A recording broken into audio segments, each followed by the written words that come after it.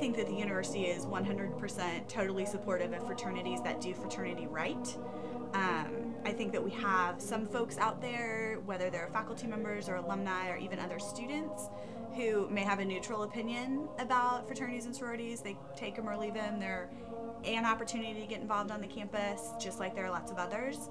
Um, but I think when fraternities do things well and sororities do things well and they do them the way that they were intended, that everybody is very happy with those organizations.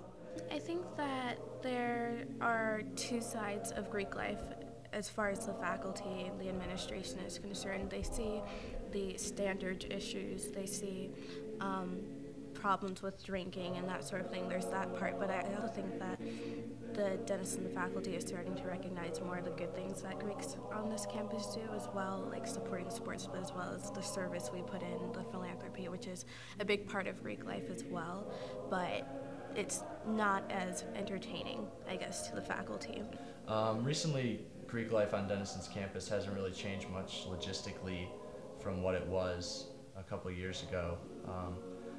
Annual philanthropy events such as Sigma Chi's Derby Days actually was just last week, which is a event where the women of different sororities, all the sororities are invited for a healthy competition in which all the proceeds of that event go to Sigma Chi's National Philanthropy. I'm Sandy Thompson. I graduated from Denison in 1959. And while I was here, I was a member of Mi Chapter Sigma Chi.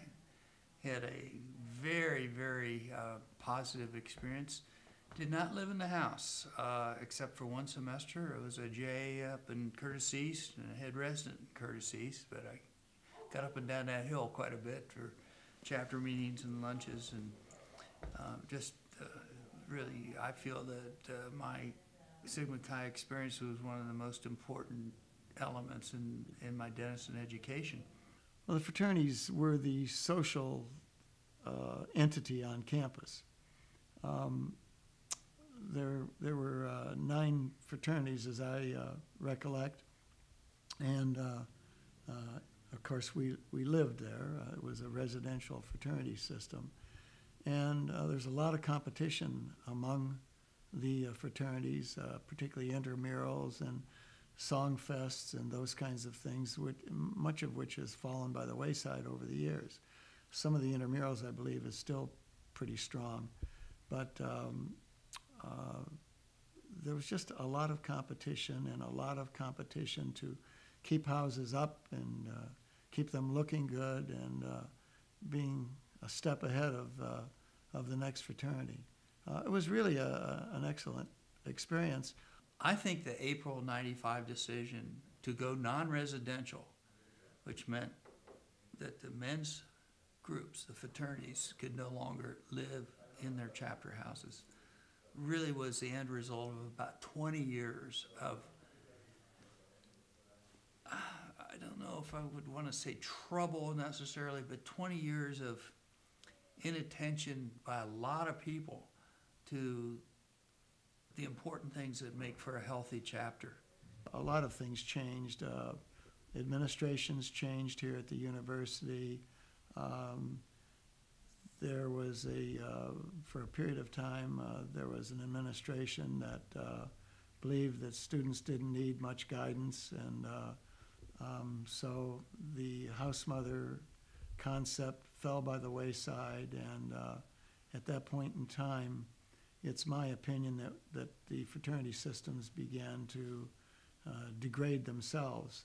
As I've looked at it, and I've spent a lot of time going back and trying to research what happened, what led up to this, why it happened, how it happened, and the ramifications of it since then.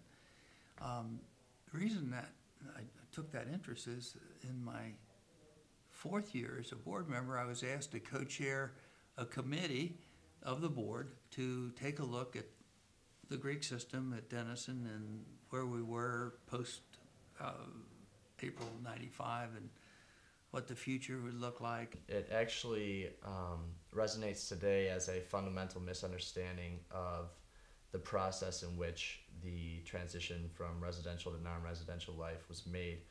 currently a lot of the Greek members feel animosity towards the first ever female president of Denison University, Michelle Myers, and feel that it was sort of a female attacking the male system just to get them out.